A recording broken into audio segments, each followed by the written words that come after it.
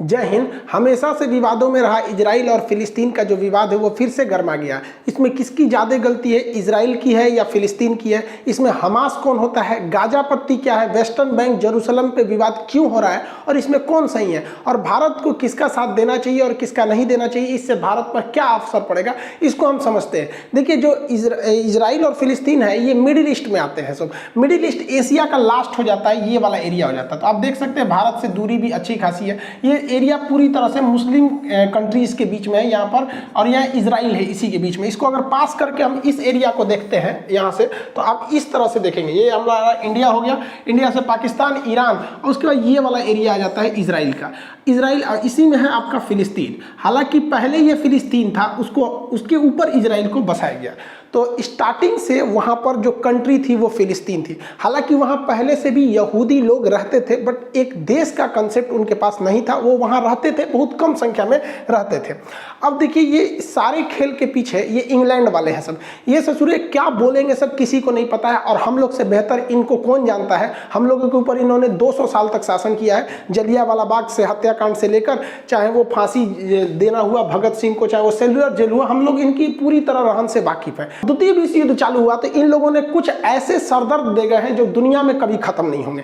Middle east में क्या किया इन लोग ने, जहां पहले फिलिस्तीन था, फिलिस्तीन को बांट दिया। कहा कि भैया इजराइल भी रहेगा और फिलिस्तीन भी रहेगा।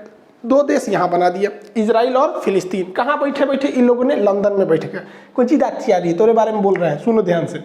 ये दो भाग में यहाँ बांट दिया, और हमेशा से ये लड़ाई होती है। और ये लड़ाई किस तरह से, आप अपने पे समझिए। हमारा अखंड भारत देश था, 1900 इनको बांटा 1948 में यहाँ पर, और हम लोग को ठीक 1 साल पहले बांटे थे, 1947 में। भारत इंडिया था और ये पाकिस्तान। तो इंडिया पाकिस्तान का विभाजन कर दिया सब, और हम लोग के बगल में एक तो बवासीर छोड़ के चला गया सब 1947 में, और अभी ये बवासीर भगंदर हो गया है। आप खुद समझिए, क्या ये लड़ाई हम लोग के बीच की, जो इंडिया पाकिस्तान का इंटेंशन है, इतना मतलब बॉर्डर डिस्प्यूट रहता है, खास करके कश्मीर इशू को, टेररिस्ट आतंकवाद को लेकर, कभी सॉल्व होने वाला लगता है? नहीं लगता है। ऐसे ही इन लोगों ने यहाँ किया। अब हम लोग को इस कचड़े में पड़ना नहीं है। पहले आप समझिए कि ये लड़ाई जानबूझ के लड़ाई जा रही है, ताकि ये और अमेरिका वाले लोग हथियार बेच सके। वरना भारत पाकिस्तान में इन्हीं लोग का देन है, और अगले साल यहाँ पे देन है। देखिए, आईपी यहाँ पे इजराइल फिलिस्तीन, और आईपी इंडिया पाकिस्तान। ये सब बैठ के कहाँ से हो रहा था, लंदन से। ससुरा आईपीएल खेल दिया सभी से। बहुत होशियार है सब। तो आप पर्दे के पीछे के सीन को समझिए, चल क्या रहा है। जो अभी हो रहा है इसको मत देखिए, उसे देखिए जो नहीं दिख रहा है। अब 1948 में जो देश था ही नहीं, वहां पे आप कहिएगा कि यहाँ विभाजन होगा, यहाँ इजराइल भी रहेगा, तो बवाल होगा। तो इन अंग्रेजों ने क्या किया था, द्वितीय विश्व युद्ध के दौरान ये लोग जहां मार करते थे, वहां पर इन्होंने अपना एक मुखौटा रख दिया था। उसका नाम है यूएनओ। आज भी ये यूएनओ फेमस है किसी भी चीज को बर्बाद करने के लिए। 1948 का हम लोग का कश्मीर इशू अभी तक इस गधे से सॉल्व नहीं हो रहा है। इतना पागल संस्था है कि किसी चीज को ये चौपट कर देगा यूएनओ में। तो जानबूझ के इन्होंने मुसलमानों से कहा कि चलो चलो तुमको हम यूएनओ में ले जाते, वही फैसला करेगा। बचपन में आप कहानी सुने होंगे कि किसी ब्रेड के लिए 2 बिल्ली लड़ रही थी, तो बंदर आया उनको फैसला करने, सारा ब्रेड अपने खा लिया। तो यूएनओ ने कहा कि देखो भैया, जो बेल्फोर डिक्लेरेशन है उसके तहत इजराइल बनेगी, और इसने एक मील आयोग को बना दिया, और इसने कहा कि देखो भैया इजराइल बन जाएगा। और इजराइल की स्थापना कर दिया 14 मई 1998 को। इस दिन इजराइल की स्थापना हो गई। जो फिलिस्तीन पूरा फिलिस्तीनियों का था, जो मतलब वहां मुस्लिम लोग रहते थे, उसको इन्होंने डिवाइड कर दिया 1948 में।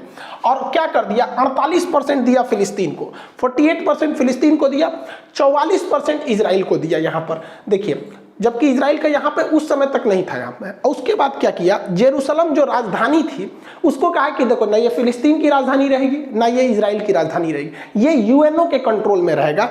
8% का एरिया यूएनओ के कंट्रोल में।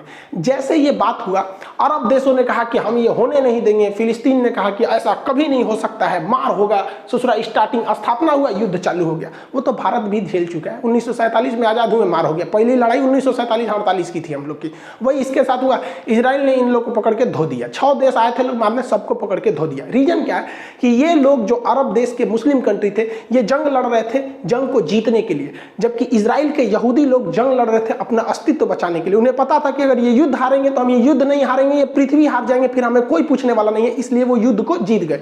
अब यहाँ पर यूएनओ को क्या मतलब बना कि जेरूशलम पर अपना कब्जा रखने का? तो इसके लिए कारण है जेरूशलम 3 धर्मों का पवित्र स्थल है। जैसे ये देखिए, ये जो इजराइल है अभी नक्शा, तो इसमें जो ग्रीन वाला एरिया दिख रहा है ये दिया गया था फिलिस्तीन को, जो व्हाइट वाला एरिया दिख रहा है वो इजराइल के पास, और जो रेड दिख रहा है वो जेरूशलम है। जेरूशलम को जूम करके देखेंगे तो इस तरह का नक्शा आता है। यहाँ 3 पवित्र धर्म रहते हैं। ईसाइयों का मान्यता है कि उनके जो ईसा मसीह का जन्म बैतलहम में हुआ था वो बैतलहम जगह जेरूशलम में है। यहूदी जो अभी वर्तमान में इजराइल में रहते हैं उनका कहना है कि उनके सारे लोग यहीं से सुने, उनका मूल स्थान यही है। और मुसलमानों की तीसरी सबसे पवित्र स्थल अल-अक्सा मस्जिद यही है। यानी ये 3 धर्मों का पवित्र स्थल है जेरूशलम, इसे होली लैंड कहते हैं। बात समझिए, यहाँ जो लड़ाई है वो मेन लड़ाई है हमारी जमीन की तुम्हारी जमीन। तो पहले तो यहाँ 100% फिलिस्तीन था। ये जो ग्रीन वाला एरिया देख रहे हैं 48 से पहले, 1948 से पहले ये 100% फिलिस्तीन था। बाद में आप देखेंगे 1948 में यूएनओ ने इसका पार्टीशन किया, तो अब देखिए ये ग्रीन वाला फिलिस्तीन ऐसा रह गया। और जानबूझ के यूएनओ ने एक ऐसा ड्रामा रचा कि आगे जाके लड़ाई होगी। देखिए आधा फिलिस्तीन यहाँ दिया है, थोड़ा सा यहाँ दे दिया है, बीच में पतला रास्ता दिया है, थोड़ा सा यहाँ दिया है, बीच में पतला रास्ता दिया। इन लोग का पहले से प्लान था। ऐसे ही इन लोगों ने पाकिस्तान को बांटा था, एक और इधर पाकिस्तान, एक और इधर पाकिस्तान, जिसको आगे चल के हम लोगों ने बांग्लादेश में तोड़ दिया। यही काम किया इजराइल ने। जानबूझ के इजराइल को कहा गया था कि भैया तुम आगे जाके तोड़ोगे तो ये छितरा जाएगा, उधर वो छितरा जाएगा। फिर अगले साल इजराइल ने ऊपर वाला घोट लिया। देखिए इजराइल खत्म, अब फिलिस्तीन यहाँ बच गया, यहाँ बच गया। उसके बाद धीरे धीरे देखिए इसमें भी धीरे धीरे कब्जा करना इजराइल चालू कर दिया। तो इजराइल ले दे के 12% फिलिस्तीन बचा है। तो जो फिलिस्तीन पहले 100% था अभी वो 12% है, और पूरा इजराइल उस पर कब्जा कर रहा है। तो फिलिस्तीनियों का एक तो मेंटली भाई किसी का भी मोरल गिरेगा कि नहीं कि हमारा देश तुम हम ही को पीट रहा है। और इजराइल ने अलग अलग नियम बना रखा है। फिलिस्तीन के लोग हथियार नहीं रख सकते, एयरफोर्स नहीं रख सकते, आर्मी नहीं रख सकते, ये लोग मतलब नेवी नहीं रख सकते, और ये सब कुछ रखता है इजराइल। और जो हमला हो रहा है वो बेसिकली हमला इस गाजा पट्टी से हो रहा है, अभी आगे समझाएंगे। वो भी हमला हो रहा है और वो हमास कर रही है, आर्मी नहीं कर रही है। हमास वहां के हिसाब से एक आतंकवादी संगठन है, इजराइल के हिसाब से वो हमला कर रही है, न कि फिलिस्तीन की आर्मी। फिलिस्तीन वालों के पास पत्थर रहता है मारने के लिए, और हमास जो है आतंकवादी संगठन वो रॉकेट मारता है। ओवरऑल आप कंसेप्ट समझिए, इजराइल जानता है कि ये लोग कमजोर देश है, इन्हें उत्तेजना दिलाओ और जैसे ये लड़ने के लिए आएंगे मारो, भयानक जमीन कब्जा लो। और ये लोग समझेंगे नहीं, ये लोग ताव में आ जाएंगे तुरंत। इतना बड़ा था फिलिस्तीन। देखिए फिलिस्तीन समेटते गया, वो काला वाला एरिया जो है वो यहूदी का है, मतलब वो इजराइल है। धीरे धीरे देखिए ये निपट गए, इतनी सा बचे हैं, लग रहा है बस प्रसादी के हिसाब से बचे हैं। देखिए इतना पहले पूरा था, इतना हो गया। अब इजराइल का मेन कॉन्सेप्ट समझिए क्या है। इजराइल कहता है कि भाई फिलिस्तीन वालों को हम तोरा उकसाएंगे, कोचेंगे, और तू कोचा जाएगा, तू आएगा पत्थर मार दे, हम फोड़ देंगे, तुमको तबाही करेंगे। हमास खूब से खूब करेगा तो गली मोहल्ले पे हमला कर देगा, कार और जला देगा, यही रॉकेट में करेगा। और उसके बाद से उसके पास एयरफोर्स है, वो आएगी, मारेगी और जमीन कब्जा करेगी। जब जब लड़ाई हुआ है तब तक हार फिलिस्तीनियों की हुई है और उत्तेजना होगी यहाँ पर। अब इसका मेन कारण कहाँ से हुआ इसको समझते हैं हम लोग। देखिए मुसलमानों में ना 3 पवित्र स्थल है, जिसको आप 2 ठों को जानते हैं। जैसे कॉमन लोग यही मतलब फेमस है, एक मक्का और एक मदीना।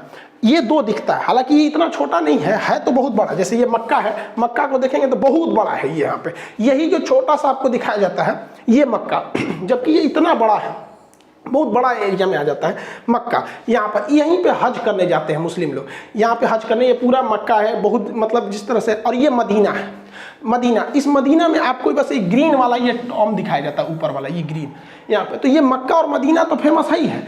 इस मक्का और मदीना के अलावे अल-अक्सा मस्जिद भी बहुत पवित्र है। ये मुसलमानों की तीसरी सबसे पवित्र स्थल है। तो मक्का तो यहाँ हो गया, यहाँ पे, और मदीना यहाँ हो गया। तो मक्का और मदीना जो है वो सऊदी अरब में हो गया, लेकिन अल-अक्सा मस्जिद जो है वो जेरूशलम में है। अब विवाद समझिए, जेरूशलम ना फिलिस्तीन का है और जेरूशलम ना ही इजराइल का है, और जेरूशलम पर अधिकार यूएनओ का है। लेकिन यूएन कठपुतली बना रहता है और इजराइल उस पर कब्जा करते हुए आगे बढ़ते रहता है। इसी यहीं पे से विवाद स्टार्ट हुआ है। लेकिन ऐसा थोड़ी होगा कि डायरेक्ट विवाद स्टार्ट हो जाएगा। कोई मंदिर में पूजा करने जाए या मस्जिद में जाए, गिरजाघर में जाए और कहे कि चलो आज बवाल करते हैं, कुछ ना कुछ पहले से मैटर होगा, वहाँ लोग इकट्ठा हुए होंगे और अचानक चालू होंगे। हुआ यहीं से है, लेकिन मैटर इसके पीछे शाहजरा का है। देखिए जो इजराइल, जो जेरूशलम जो यूएनओ के अंडर में आता है ना, उसके पास एक जगह है जिसका नाम है शाहजरा। सुप्रीम कोर्ट इजराइल की शाहजरा ने कहा कि यहाँ पे जो फिलिस्तीनी रहते हैं इनको खाली करवा दीजिए, क्योंकि यह जो जगह है वो यहूदियों का है। अब इसकी हिस्ट्री देखिए, शाहजरा को आज से लगभग 150 साल पहले यहूदियों को जब इंग्लैंड ने कहा कि हम आपको यहाँ बसाएंगे, तो वो लोग ज़मीन खरीदना चालू किए थे। वो लोग ज़मीन खरीदना चालू किए और बहुत महंगे दाम पर उन लोगों ने ज़मीन को खरीदा था इन अरब वालों से। आज जो ये अरब वाले चिल्ला रहे हैं ना, ये बहुत ज़्यादा पैसे लेकर फिलिस्तीनियों से, उनसे यहूदियों से ज़मीन बेचा था। और वो ज़मीन बेचते ये लोग खरीदे थे इस ज़मीन को, इनके पास प्रॉपर पेपर है और इन लोगों ने ही बेचा था। अब सुप्रीम कोर्ट ने कहा कि भैया 150 साल पहले ये शाहजरा की जो ज़मीन थी वो इजराइल वालों ने खरीदी थी, इसलिए जो यहाँ पर मकान फिलिस्तीन वालों ने बनाया है ना, लगभग 500 मकान, उस पर जेसीबी चलवा के तुड़वा दो। सुप्रीम कोर्ट ने ऑर्डर दे दिया कि नहीं, इसको तोड़ा जाए और वहाँ से तोड़ा, मतलब तुराई खाली चालू हो गया कि भैया यहाँ से इन लोग को भगाया जाए। अब इसी का बवाल था कि भाई आप पुराना मैटर क्यों खोल रहे हैं, 150 साल पहले क्या था उस तरह से। जो लोग फिलिस्तीन का समर्थन करते हैं वो कहते हैं कि जो 150 साल पुराना मैटर है उसको लाओगे उस हिसाब से तो बहुत से लोग इधर से उधर हो जाएंगे। लेकिन वही लोग क्या कहते हैं, तुर्की का वो लोग विरोध नहीं करते हैं, क्योंकि तुर्की में एक बहुत बड़े राजा थे उस समय का, सुल्तान अल फतेह। इन्होंने क्या किया भैया कि तुर्की का जो हाजिया सोफिया जो मस्जिद है, पहले वो तो चर्च था, उस चर्च को इन्होंने खरीद लिया। चर्च को खरीद लिया, यहाँ पे हाया सोफिया को पैसे में खरीद लिया था इन्होंने। और उसके बाद जब द्वितीय विश्व युद्ध हुआ तो अंग्रेजों ने कहा कि देखो भैया, इसकी पुरानी हिस्ट्री तो ये चर्च थी, बाद में इन्होंने खरीद के मस्जिद बना दिया, एक काम करो ये झमेले से हटा दो, इसको म्यूजियम बना दो। तो द्वितीय विश्व युद्ध के बाद उसको म्यूजियम बना दिया गया। लेकिन भाई साहब ये तैयबुल अर्दोगान आए, कहे कि ना म्यूजियम कैसे, 400 साल पहले हम लोगों ने खरीदा था, इसलिए यहाँ मस्जिद होनी चाहिए। भाई साहब यहाँ पे लोगों ने तर्क दिया कि भाई हम खरीदे थे तो हमारा अधिकार है। तो भाई साहब यहाँ भी जरा ध्यान दीजिए, यहाँ भी वही वाला कंसेप्ट लगा है। आप 400 साल पहले चर्च को खरीदे थे और आप कहते हैं कि फिर से ये चर्च नहीं मस्जिद होना चाहिए क्योंकि हमने खरीद लिया है। तो इजराइल भी यही कह रहा है कि भैया 100 साल पहले हम लोगों ने इसको हायर रेट पे देके तुम अरब वालों से ही खरीदा था, इन्हीं लोगों से खरीदा था, ये लोग बेच बेच के पैसा में कमा लिए थे, तो कहता है कि वापस दो यहाँ पे। तो ये कन्फ्लिक्ट का मेन मैटर था शाहजरा। शाहजरा से ही थोड़ी सी दूरी पर है अल अक्सा मस्जिद। फ्राइडे की नमाज पढ़ने रमजान में लोग जब वहाँ इकट्ठा हुए थे तो वहाँ पर इन लोग को पता था, इजरायली खुफिया एजेंसी को, कि शाहजरा को जब खाली कराया जा रहा है तो वहाँ पे कुछ विवाद होगा। तो इन लोगों ने सिक्योरिटी को वहाँ पे अपने सिक्योरिटी गार्ड्स को लगा दिए थे और इनमें तू मैं हूँ बगझग हुआ। अब यहाँ से भी पत्थर चले, उधर से भी चला और इसमें भीषण रूप ले लिया यहाँ पर। और सिक्योरिटी वाले लोग ऐसे ही मस्जिद के अंदर घुस गए जिसका पूरी दुनिया में विरोध होने लगा। अब वहाँ पर कुछ लोग जो थे वो पत्थर था, ये सबके पास पत्थरे रहता है, दूसरा तो कुछ रहता नहीं। आई लोग भाई पूरा बुलेट प्रूफ बन के तैयार से गया था, ये मार दिया, ग्रेनेड बम विस्फोट धड़ाम धड़ाम उड़ गया। आप लोगों ने वीडियोज वगैरह तो बहुत देखे होंगे। अब यहाँ पर बहुत दहशत फैल गया यहाँ पर इस एरिया में। अब कभी भी इजराइल ही भारी पड़ेगा। जिन आप कितना चिल्ला लीजिएगा, इन सेना के आगे आम आदमी नहीं टिकेगा। और इस घटना के बाद जो यहाँ पर घटना हुई, बेंजामिन नेतन्याहू पूरी तरह घिर गए। अब यहाँ इजराइल डबल संकट से जूझ रहा है। देखिए इजराइल पर इंटरनेशनल दबाव इतना ज्यादा आने लगा, यूएनओ ने दबाव बनाया कि वो भैया वो एरिया मेरे अंडर में आता है, तुम काहे वहां घुस गया है। भारत ने भी इवन की न्यूट्रल रहते हुए कहा कि इजराइल को यथास्थिति बना के रखनी चाहिए। अब पूरी तरह से इंटरनेशनल बवाल वहां हो गया। और इस घटना के बाद इजराइल में भी लगभग 14% आबादी मुस्लिम की है। इजराइल की आबादी मुश्किल से 1 करोड़ है, 1 करोड़ से भी कम है यहाँ पे, जिसमें आपका 16 से 17 लाख, 1 करोड़ में 16 से 17 लाख उसमें मुस्लिम भी रहते हैं। अब वो लोग भी विरोध करने लगे हैं क्योंकि ये मैटर राजनीतिक ना होकर धार्मिक स्थान को लेकर था, इसलिए विरोध होने लगा वहां पे। अब इजराइल अंदर में भी समस्या को झेल रहा है कि वहां भी बड़े पैमाने पे विरोध, मार काट, दंगे हो गए अंदर, वहां पे भी तो अंदर भी झेल रहा है और बाहर भी झेल रहा है। दूसरा कि अभी इजराइल में फुल टू सरकार नहीं है, बेंजामिन नेतन्याहू भी अभी वहां चुनाव के मतलब रोके गए हैं, ये फुल टू नहीं है वहां पर चुनाव को लेकर, क्योंकि कोरोना वगैरह को लेकर काफी राजनीतिक संकट थी। अब भारत इसमें क्या कर सकता है, पूरी दुनिया मतलब इसका विरोध कर रही है। अब इसमें एंट्री होती है हमास की। इजराइल का एक पुराना धर्रा रखा है, बस थोड़ा हम हर बात पे उलझाते रहो, थोड़ी थोड़ी जमीन कब्जाते रहो, ऐसे ऐसे कब्जाते रहा। 1948 में लड़ाई हुआ, जगह कब्जा कर लिया, 56 में लड़ाई हुआ, फिर कब्जा कर लिया, 67 में लड़ाई हुआ और कब्जा कर लिया, 73 में हुआ और कब्जा किया, 82 में हुआ और कब्जा कर लिया, अभी तक इन लोग को समझ में नहीं आ रहा है कि नहीं हट पाएंगे उनसे, आराम से जब नहीं हट पाओ किसी से तो नरम दल का रास्ता अपना दो, लेकिन ना अभी भी लोग मारे करेंगे लोग। अभी जो वर्तमान सिचुएशन है, फिलिस्तीन के लोग कहते हैं कि सुनो ना, हमको जो 48 वाला बतिया था ना, ये वाला 44% जो था वही हमको दिला दो, 48% दिला दो, नहीं चाहिए हमको, वापस दिला दो। इजराइल कहता है हाँ हाँ वापस दिला दो, भाई सब तो मार काट का है किया था, माने तुम मारने आया था इसलिए कि हमको पूरी तरह से उजाड़ दो, पूरा देश का देश आया था, और जब हार गए तो यहाँ बोलते हो कि वापस यूएनओ वाला ही दिला दो। अब ये पॉसिबल नहीं है। अब यहाँ दो पार्ट बन गया, जो फिलिस्तीन है उसके दो राज्य हो गए हैं, फिलिस्तीन देश के दो राज्य। एक ये जो इधर थोड़ा सा बचा हुआ है इसे कहते हैं वेस्टर्न बैंक, और जो इधर बचा हुआ है इसे गाजा पट्टी या गाजा स्ट्रिप कहते हैं। इन्हीं दोनों को मिला के फिलिस्तीन बना है। अब इजराइल इनको प्लानिंग में है कि यहाँ से भी निपटा के फाइल निपटा दिया जाए। अब इसमें समझिए कि जो वेस्टर्न बैंक है ये अरब समर्थित है, यहाँ पर अरब ये वगैरह वगैरह देशों का यहाँ समर्थन है। ये लोग नरम दल वाले हैं, शांति से प्रोटेस्ट करते हैं और कहते हैं कि भैया हमारा अधिकार रहना चाहिए क्योंकि हमारे पूर्वज यही हैं, एक तरह से तो देश हमारा ही था। यहाँ आप शांति देखेंगे, यहाँ मारधार नहीं होता है, यहाँ पे अगर प्रोटेस्ट भी होगा तो डेमोक्रेटिक तरीके से नॉर्मल होगा। लेकिन गाजा से मिसाइल चलने लगती है। इवन जो शाहजरा वाला एरिया है वो यहाँ है, जेरूसलम वाला एरिया यहाँ है, लेकिन जो रॉकेट दागे जा रहे हैं वो गाजा से दागे जा रहे हैं, यहाँ से दागे जा रहे हैं। अब ये गाजा में ऐसा क्या है, तो गाजा में ईरान का समर्थन है और इसमें अरब का समर्थन है। गाजा में एक हमास नामक संगठन है, ये हमास ये कहता है कि इजराइल जो है वो हमेशा जुल्म करता है, बम मारता है। तो इसका मतलब ये नहीं कि तुम कब्जा करते जाओगे हम चुपचाप रहेंगे, हम भी मारेंगे तुमको। अब ये लोग क्या करते हैं, रॉकेट से हमला करते हैं। इनके पास बहुत तगड़ा रॉकेट नहीं होता है, 3 लाख का आता है एक कासम रॉकेट, ये बहुत हैवी पावर का नहीं होता, देखने में नहीं लग रहा है ये क्या करेगा, ये खेत में लगा के मार देते हैं। लेकिन हाँ, ये एक पब्लिक के लिए बहुत खतरा है, किसी देश के लिए नहीं, बट पब्लिक वाले एरिया में गिर जाएगा तो तबाही मचा देता है। ये कासम रॉकेट जो है ये लगातार मारते हैं सब, और ये एक दूगो नहीं मारता है, एक के बार मारेगा सो 200 400 500, अब तक के लोग सोचा 1500 मार चुका है लोग रॉकेट एक हफ्ता में धड़ाधड़। इसको ट्रांसपोर्ट करने में कुछ जाता नहीं, लगाओ पलिता मार दो यहाँ से। इनमें कोई टारगेट फिक्स नहीं रहता है, गिरे जहाँ गिरे मन गिरो वहाँ पर। अब इनका इन लोगों ने बड़ा रेंज भी बना लिया है कासम रॉकेट का।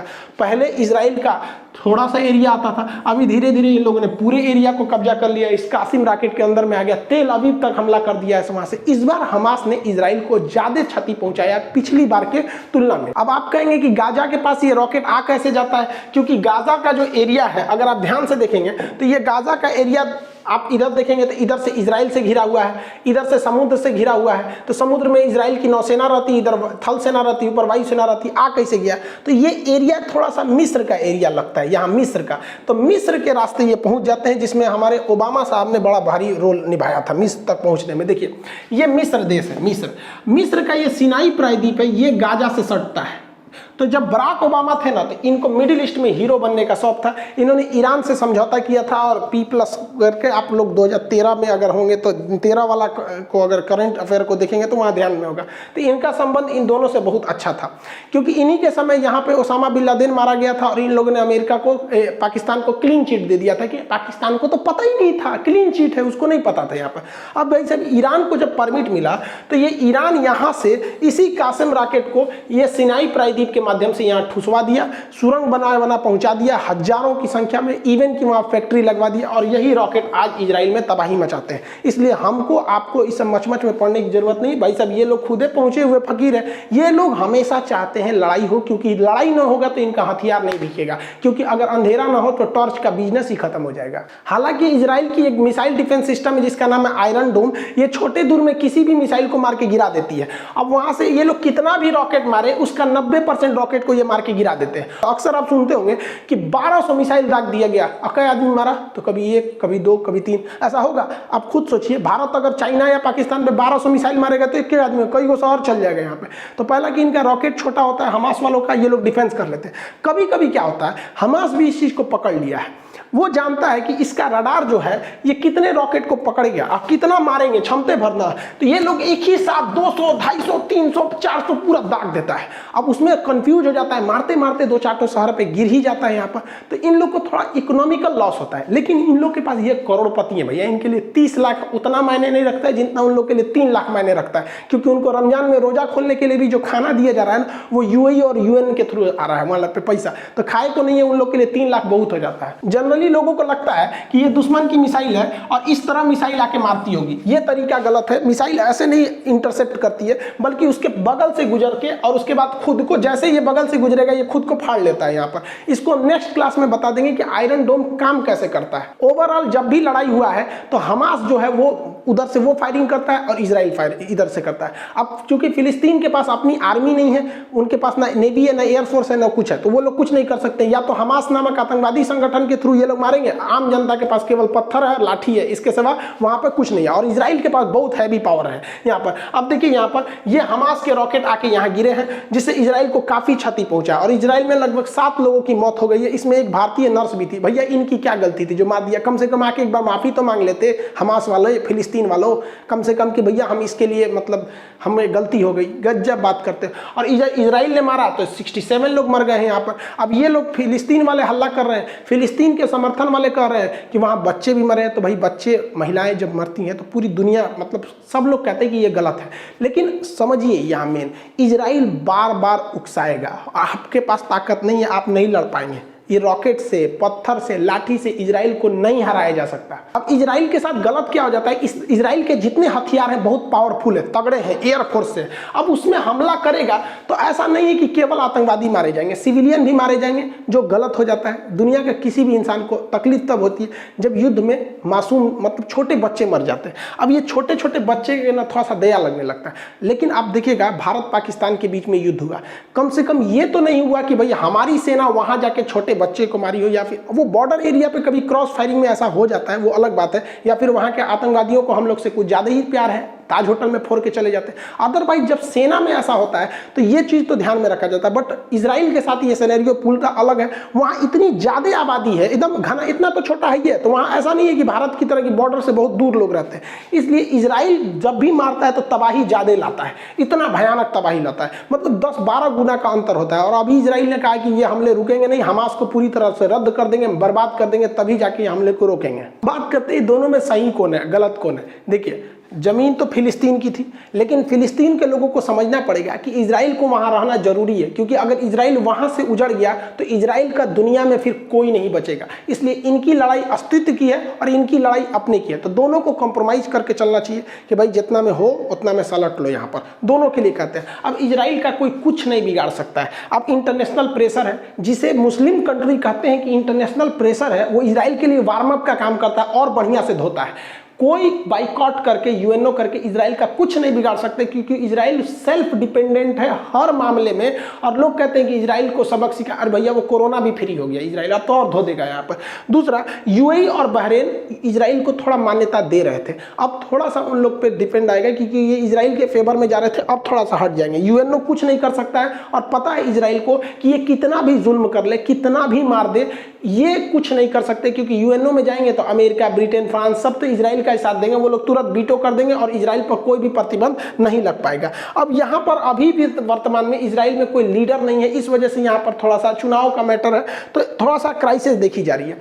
अब यहाँ देखिए, लोग कहते हैं कि इजराइल को ज़्यादा बड़े हथियार नहीं प्रयोग करने चाहिए। ये बात हकीकत है कि इजराइल जो है वो हथियार को मजबूरी में प्रयोग कर रहा है, क्योंकि जिस दिन इजराइल हथियार छोड़ देगा, ये बात गारंटी है कि इजराइल और फिलिस्तीन में हिंसा रुक जाएगी, लेकिन उस समय इजराइल भी खत्म हो जाएगा।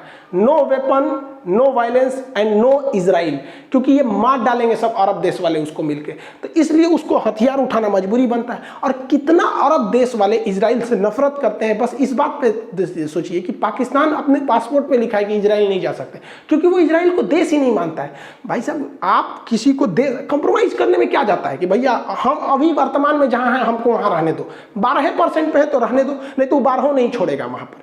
तो इजराइल का कोई कुछ नहीं बिगाड़ सकता है यहाँ पर। अब रही बात फिलिस्तीन की, तो इनके पास हथियार के नाम पे क्या है? पत्थर है, लाठी है, इसके सिवा तो इनके पास ऑफिशियली कुछ नहीं है। जो है वो हमास नामक आतंकवादी संगठन को है, जो खुल के कोई हथियार भी नहीं खरीद सकता है, छुपके से ओबामा साहब की मदद से वो इजराइल तक पहुंचाया जा रहा है। तो भैया जो अमेरिका कहता है कि इजराइल के साथ है, वही से पूरा रास्ता दे रहा है हमास को हथियार ले जाने का, तो हम लोग काहे लिए मच मच में पड़ने वाले हैं। दूसरा, इजराइल हमेशा उत्तेजित करता है। यासर अराफात थे, इनको तो फिर पोलोनियम देके मरवाइए दिया वहां पे फिलिस्तीन। ये हमेशा उत्तेजित करेगा और ये उत्तेजना में मारे जाएंगे, और अब तक मारे जा रहे हैं, इनका कोई नहीं है। ये बात हकीकत है कि वर्तमान में जो इजराइल है वो फिलिस्तीनियों पे जुल्म कर रहा है। जो बात है, क्योंकि मार भाई हथियार उसके पास है। लेकिन दुनिया में अगर सबसे ज़्यादा कहीं जुल्म हुआ है तो वो यहूदियों पर हुआ है। सेकेंड वर्ल्ड वार में उन्हें कमरा में बंद करके लॉक करके अंदर जहरीली गैस डाल दी जाती, जानवर से बुरा वक्त सलूक हुआ था। लेकिन इन लोगों ने, यहूदियों ने वक्त की नजाकत को समझा, पढ़ाई पर, टेक्नोलॉजी पर ध्यान दिया, और आज ऐसी हकीकत हो गई है कि भारत जैसे देश को इजराइल से लड़ने से पहले सोचना पड़ेगा, क्योंकि हमारे ड्रोन, हथियार, बंदूक सब इजराइल से आ रहे हैं, सब टेक्नोलॉजी वहाँ पे इतना छोटा है लेकिन इतना डेवलप है। तो इन लोगों पर भी सोचना चाहिए, एरिया मायने नहीं रखता है, आप वहीं रहिए, खुशहाल रहिए, पढ़ाई लिखाई पे ध्यान दीजिए, आगे बढ़िए, जब मौका मिलेगा आप आगे बढ़िएगा। ऐसा नहीं कर रहे हैं कि हम आप मौका नहीं मिले तो आप मत करिए। देखिए भारत को भी बात करते हैं, हम लोग को भी अपना पीओके वापस लेके आना है, ये हमको अपना पीओके वापस लेके आना है।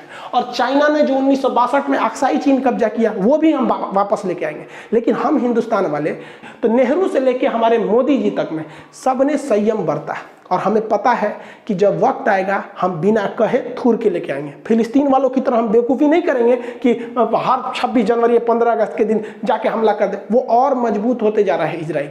हम लोग शांति से बैठे हैं, 2040 तक का इंतजार किया जाए। अभी पाकिस्तान से तो हम लोग निपट सकते हैं, तो 2040 तक की स्थिति आएगी तो हम लोग इकोनॉमिक रूप से सुदृढ़ हो जाएंगे, हम अपना पीओके और अक्साई चीन लेके आएंगे। ऐसा नहीं है कि हम नहीं ले आ सकते। 1857 की क्रांति में हम लोग अंग्रेजों से लड़ने निकले थे, लेकिन हथियार, टेक्नोलॉजी, कम्युनिकेशन ना होने की वजह से हमारा 1857 की क्रांति फेल हो गया। आए उसके बाद महात्मा गांधी, इन्हें पता था कि हमें एक लॉन्ग टाइम लीडर चाहिए। लॉन्ग टाइम लीडर के पीछे जनता चलने को तैयार होती है, और गरम दल करेंगे तो लॉन्ग टाइम लीडर नहीं रह पाएंगे। जैसे हमारे चंद्रशेखर आजाद जी, इनका भी टाइम बहुत बेहतरीन थे, बट टाइम पीरियड बहुत कम था। भगत सिंह, ये भी बहुत बेहतरीन, बट टाइम पीरियड कम रह गया। तो गांधी जी को पता था कि भैया हमको लॉन्ग टाइम तक एक लीडर चाहिए, इसलिए नरम दल वाला अपना है। और जब लास्ट मोमेंट आया, यही गांधी जी है ना, करो या मरो बोलने वाले, यही है ना, भारत छोड़ो आंदोलन चलाने वाले, अंग्रेजों भारत छोड़ो। सबसे ज्यादा हिंसा गांधी जी की अगर किसी आंदोलन में हुआ था तो भारत छोड़ो आंदोलन में, और भी पहले दिन गिरफ्तार हो गए। तो वक्त आने पर कोई भी काम करना चाहिए भैया, अभी अपने पे ध्यान दो। हम लोग से कुछ सीखो, हम लोग को भी हमारा पीओके वापस चाहिए, अक्साई चीन वापस चाहिए, लेकिन हम लोग गला नहीं फाड़ते, हम लोग प्लानिंग करते हैं। वक्त बदलते कभी देर नहीं लगती है। मोदी जी जब 2014 से पहले चुनाव नहीं जीते थे ना, तो अमेरिका ने कहा था कि मोदी जी को हम अमेरिका में घुसने नहीं देंगे, वीजा नहीं देंगे। और यही अमेरिका है जो वीजा नहीं दे रहा था, अभी बुला के पिज्जा खिला रहा है यहाँ पर, हाउडी मोदी कर रहा है यहाँ पर। वक्त बदला कि नहीं बदला? भारत की शक्ति ऐसी है कि भारत ने सबको जब वैक्सीन दिया था, तो अभी जब भारत को ऑक्सीजन की जरूरत पड़ी, पूरी दुनिया पहुंची, इवन अरब देश वाले भी पहुंचे, सिंगापुर, कौन नहीं आया भारत को। तो जब आप सबसे मिलजुल के रहेंगे, सब आपकी मदद के लिए आएंगे। आप बस अपने लिए रहेंगे तो केवल आपके अपने ही आपको पूछेंगे, फिर पड़ोसी आपको नहीं पूछेंगे। अभी तो इजराइल ये कुछ नहीं बता रहा है, अभी तो ट्रेलर चल रहा है। इजराइल ने कह दिया कि हमले नहीं रुकने वाले हमास पे। इजराइल का प्लान है ग्रेटर इजराइल बनाने का। जिस तरह इंडिया में नोएडा था, ग्रेटर नोएडा बन गया, उसी तरह पहले तो फिलिस्तीन था, वहां बना इजराइल, अब बनेगा ग्रेटर इजराइल। जरा ध्यान से देखिए ग्रेटर इजराइल का नक्शा, ये अभी वर्तमान इजराइल है जो अभी चल रहा है। और ये जो ब्लैक डॉट देख रहे हैं ना, इनका प्लान है ग्रेटर इजराइल बनाने का। यहां से ये मिस्र पर कब्जा करेंगे, यहां से सऊदी अरब का ये वाला कब्जा करेंगे, कुवैत करेंगे, इराक को ले जाएंगे, सीरिया को ले जाएंगे, तुर्की का ये लेके आएंगे, जार्डन तो पूरा बीच में चला है, लेबनान। तो ये इन लोग का पूरा प्लानिंग है भाई साहब, ग्रेटर इजराइल बनाने का। और आप खुद सोचिए, देखिए नफरत अलग चीज होती है, जो फिलिस्तीन के समर्थन भी है वो भी जरा ये बात को सोचे कि अगर ये हमला करने आ जाएगा तो इन्हें कौन रोक सकता है। 6 दिन में इन सारे देशों को हरा दिया था 1967 में इसने, तो इसको कोई नहीं रोक सकता, ये इनका प्लानिंग है यहाँ पे। तो अभी के वक्त में भाई साहब आप खुद समझिए कि ये गरम दल के हिसाब से आप यहाँ थे, इतनी समय सिमट गए। जिस हिसाब से इजराइल आपको उकसा रहा है और आप इजराइल की चाल नहीं समझ पा रहे हैं, वो उकसाएगा और आपकी जमीन छीनेगा, और पूरी दुनिया के पास उसके पास बहाना रहेगा। इवन जो बाइडेन ने भी कह दिया कि इजराइल को अधिकार है, वो अपनी रक्षा कर सकता है। इजराइल दुनिया को दिखाएगा कि मेरे पास 1200 रॉकेट दागे गए, लेकिन ये नहीं दिखाएगा कि इस रॉकेट में उतनी क्षति नहीं हुई जितनी उसके एक रॉकेट में हमास को हो गई। वो तो यही चाहता है। और अगर इन लोग का यही हाल रहा तो आने वाले वक्त में इजराइल इन लोग को यही दे देगा, जो मीट काटने वाला लकड़ियां होता है ना, यही बांट देगा।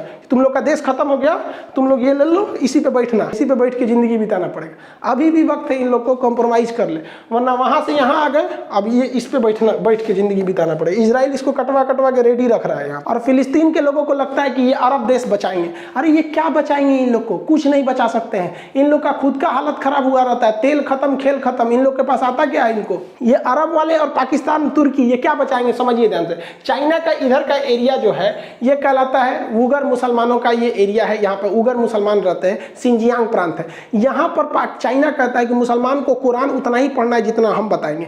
यहाँ महिलाएं अगर कपड़ा पहन लेती हैं पूरा तो उसको 20 सड़क पे उसके कपड़े काट दिए जाते हैं कि घुटना से ऊपर कपड़ा रहना चाहिए। कोई अरब देश आवाज नहीं उठा सकता है। वहाँ किसी भी लड़की को उठा के लेके चल जाते हैं। ऑनलाइन किसी को चाहिए ऑनलाइन लेके चल जाओ इन लोग को। जिस तरह से जोमेटो इस सब पे ऑर्डर होता है ना, वैसे यहाँ ये लोग ऑनलाइन उठा के लेके चल जाता है मजदूरों को, लड़कियों को। ऐसे कोई नहीं बोल सकता, आज तक कोई आवाज नहीं उठा सकता है। यहाँ इस तरह से सरेआम लाठी डंडा से पीटा जाता है। लेकिन ये दोहरी नीति ना हो जाती है कि अगर इजराइल करेगा तो हम आवाज उठाएंगे इस आधार पर कि मुस्लिम पर अत्याचार क्यों हो रहा है, और चाइना कहेगा तो हम कुछ नहीं बोलेंगे। ये दोहरी नीति है। यहाँ पर चीन का विरोध करना चाहिए तो देखिए ये अरब के राजा चीन के साथ, ये तुर्की वाला भाई साहब ये देखो ये चीन के साथ है, और ये पाकिस्तान इमरान खान तो सोच रहा है इसका रखेल बन गया, ये क्या बोलेगा यहाँ पर। ये लोग के भरोसे है, ये कुछ नहीं कर सकता है। देखिए पूरी दुनिया को अहिंसा, सच्चाई और शांति के रास्ते पे चलना सिखाया था दलाई लामा ने, बौद्ध धर्म ने। नतीजा क्या हुआ, 1959 में तिब्बत को ही गंवाना पड़ गया। अहिंसा पे चले थे, देश गायब हो गया। फिलिस्तीन हिंसा पे चला, दूसरे का देश कब्जा कर लिया। दोनों में अंतर होता है, याद रखिएगा।